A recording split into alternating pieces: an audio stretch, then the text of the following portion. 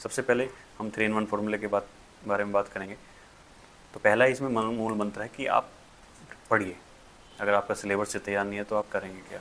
सबसे पहले आपका सिलेबस तैयार होना चाहिए, उसके बाद आपने एक हफ्ता जो पढ़ा फिर उसके बाद उसका रिवीजन कीजिए, और फिर आप संडे में एक टेस्ट लगा लीजिए। अगर आप बिगनर्स हैं, ये बिगनर के लिए बता रहा हूँ मैं अभी, प्रैक्टिस कीजिए। तो ये 3 in 1 फार्मूला किसी के जीवन में किसी भी कॉम्पिटिटिव एग्जाम की तैयारी करने के लिए सफिशेंट है।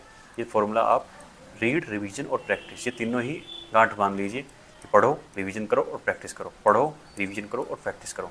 अगर आप खाली पढ़ते ही रहे और रिवीजन नहीं करा तो वो पढ़ाई भी बेकार है, क्योंकि आप आगे याद करते रहते हैं और पिछला भूलते रहते हैं।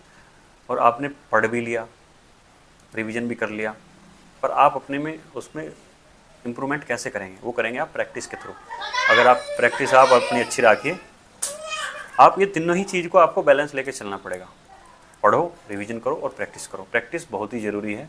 अगर आपने कोई सी भी इनमें से तीनों में से एक सी डिलीट छोड़ी तो आपका सिलेक्शन बहुत ही मुश्किल हो जाएगा होना।